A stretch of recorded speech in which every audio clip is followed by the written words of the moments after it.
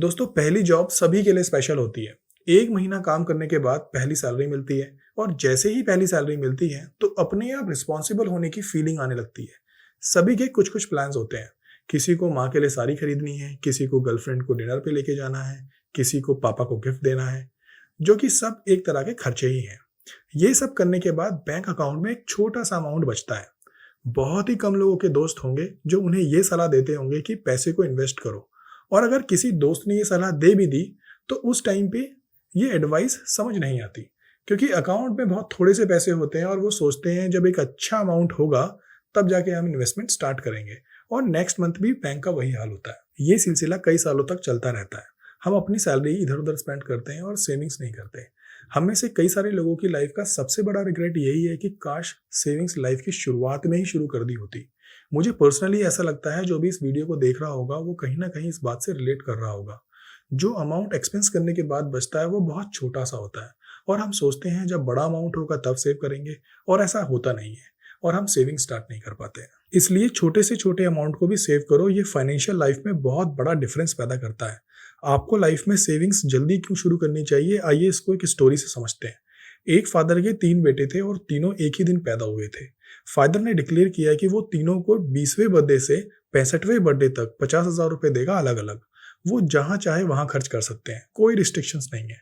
पर वो चाहते हैं कि तीनों बेटे 50,000 रुपए इन्वेस्ट करें, जहां उन्हें 12% का कंपाउंड इंटरेस्ट मिले और वो उन पैसों को 65 की एज तक ना निकालें।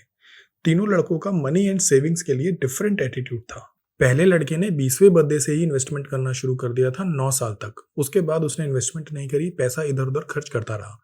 दूसरे लड़के ने 28वें बर्थडे से इन्वेस्टमेंट करना शुरू किया और 9 साल तक इन्वेस्टमेंट करता रहा, और उसके बाद भी उसने भी इन्वेस्टमेंट करना बंद कर दिया। तीसरे लड़के ने 28वें बर्थडे से इन्वेस्टमेंट करना शुरू किया और 65वें बर्थडे तक इन्वेस्टमेंट करता रहा। तीनों की इन्वेस्टमेंट समरी कुछ इस तरह है। पहले लड़के ने शुरू के 9 साल तक पैसे सेव करे, 20वें बर्थडे से 28वें बर्थडे तक। टोटल हुआ 4,50,000। दूसरे लड़के ने 9 साल पैसे सेव करे, लेकिन 28वें बर्थडे से 36वें बर्थडे तक। टोटल हुआ 4,50,000। तीसरे लड़के ने 28वें बर्थडे से 65वें बर्थडे तक पैसे सेव करे, 38 साल, और टोटल हुआ 19 लाख रुपए। अब आप ये सोच रहे होंगे कि पहले लड़के ने कम सेव किया, लेकिन सेव करना सबसे पहले स्टार्ट किया। दूसरे लड़के ने भी कम सेव किया, लेकिन सेव करना लेट स्टार्ट किया। और तीसरे लड़के ने भी लेट सेव करना स्टार्ट किया, लेकिन 65वें बर्थडे तक रेगुलर सेव करता रहा। तो आपको लग रहा होगा कि 65वें बर्थडे पर तीसरे लड़के के पास सबसे ज्यादा सेविंग्स होगी, और ये एक्सपेक्टेड भी है। लेकिन टाइम और रिटर्न एक ऐसा वेरिएबल है जो आपके छोटे से अमाउंट को लंबे टाइम में बड़ा बना देता है। जैसा कि तीसरे लड़के ने 19 लाख रुपए सेव किए थे, जो कि 12% की कंपाउंडिंग के साथ 65 की एज तक 3 करोड़ 65 लाख रुपए बन गया। दूसरे लड़के ने 4,50,000 रुपए सेव किए थे, जो कि 1 करोड़ 98 लाख रुपए बन गया। और पहले लड़के ने भी 4,50,000 रुपए सेव किए थे, लेकिन इसका अमाउंट 4 करोड़ 79 लाख रुपए बन गया। अब आप सोच रहे होंगे कि पहले और दूसरे लड़के में इतना बड़ा डिफरेंस कैसे आ गया। पहले और दूसरे लड़के ने सेम अमाउंट सेव किया था, लेकिन फर्स्ट लड़के ने 45 साल दिए इन्वेस्टमेंट को ग्रो होने के लिए, और दूसरे लड़के ने 38 साल दिए इन्वेस्टमेंट को ग्रो होने के लिए।